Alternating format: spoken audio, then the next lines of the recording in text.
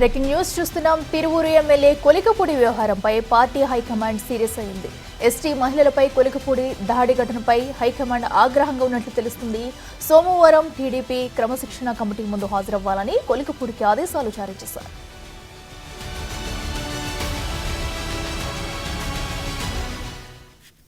ఇదే అంశానికి సంబంధించి మరింత సమాచారం అమరావతి నుంచి మా ప్రతినిధి శివ అందిస్తారు. శివ, చెప్పండి, మరి ఎమ్మెల్యే కొలికపూడిపై కూడా హైకమాండ్ అయితే సీరియస్ గా ఉంది. మరి ఆయన రావాలంటూ కూడా ఆదేశించింది. ఇప్పటికే మరి ఎలాంటి చర్యలు తీసుకునే అవకాశం ఉంది? అప్డేట్స్ ఏంటి?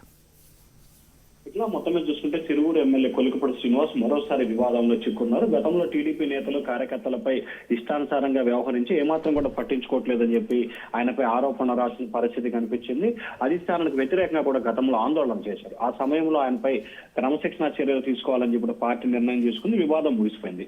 తాజాగా ఈ నెల 11వ తేదీన ఏకొండూరు మండలం గోపాలపురం గ్రామానికి చెందిన ఒక ఎస్టీ మహిళపై కొలికపూడి శ్రీనివాస్ దాడికి పాల్పడ్డారని చెప్పి కూడా మీడియాలో, సోషల్ మీడియాలో విస్తృతంగా ప్రచారం జరిగింది. దీనికి సంబంధించి కూడా స్థానిక టీడీపీ నేతలు మహిళలకు సంబంధించి కూడా టీడీపీ కేంద్ర కార్యాలయంలో ఫిర్యాదు చేసినట్టు తెలుస్తా ఉంది. ఈ ఫిర్యాదుకు సంబంధించి కూడా పూర్తి స్థాయిలో వివరాలని టీడీపీ అధిష్టానం సేకరించింది. అధిష్టానం సేకరించిన తర్వాత దీనికి సంబంధించి పూర్తి స్థాయిలో నివేదిక ఇవ్వాలని చెప్పి కూడా ఆదేశాలు జారీ చేశారు. ఇప్పటికే ప్రాథమిక విచారణలో కొలికపూడి దాడికి పాల్పడ్డట్టు కూడా సమాచారం రావడంతో వెంటనే రంగంలో దిగిన క్రమశిక్షణ సంఘం టీడీపీ నేత ఎమ్మెల్యే కొలికపూడి శ్రీనివాస్ కి నోటీసులు జారీ చేసింది. సోమవారం క్రమశిక్షణ సంఘం ఎదుట హాజరై పూర్తి స్థాయిలో వివరాలు ఇవ్వాలని చెప్పి కూడా ఆదేశాలు జారీ చేశారు. అఖిల, దీనికి సంబంధించి కొలికపూడి ఇచ్చే సమాధానం పట్ల క్రమశిక్షణ సంఘం సంతృప్తి వ్యక్తం చేస్తే సరే, లేకపోతే పార్టీ అధిష్టానానికి ఫిర్యాదు చేసి తదుపరి చర్యలకు శ్రీకారం చుట్టే అవకాశం కనిపిస్తా ఉంది. అఖిల, అయితే శివ, మరి ఎవరైతే మహిళ ఉందో తన దగ్గర నుంచి ఏమన్నా నేరుగా కంప్లైంట్ తీసుకున్నారా? ఆవిడ ఏమన్నా వచ్చి ఫిర్యాదు చేసిందా?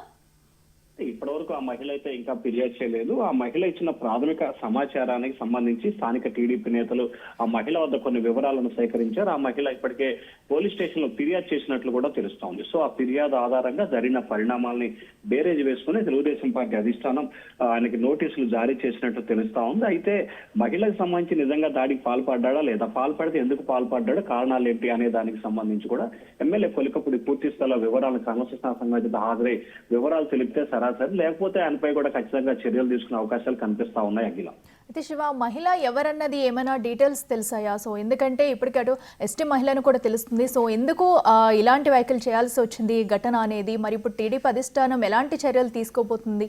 డీటెయిల్స్ ఏంటి? ఈ అంశానికి సంబంధించి కూడా అయితే ఎస్టీ మహిళ అని చెప్పి కూడా తెలుస్తుంది. ఎవరు ఆ మహిళ, ఎందుకు దాడికి పాల్పడాల్సి వచ్చింది, దాడికి పాల్పడటానికి గల ప్రధానమైన కారణాలు ఏంటి అనే దానికి సంబంధించి కూడా ఇటు పోలీసులు, టీడీపీ అధిష్టానం వివరాలు సేకరిస్తా ఉంది.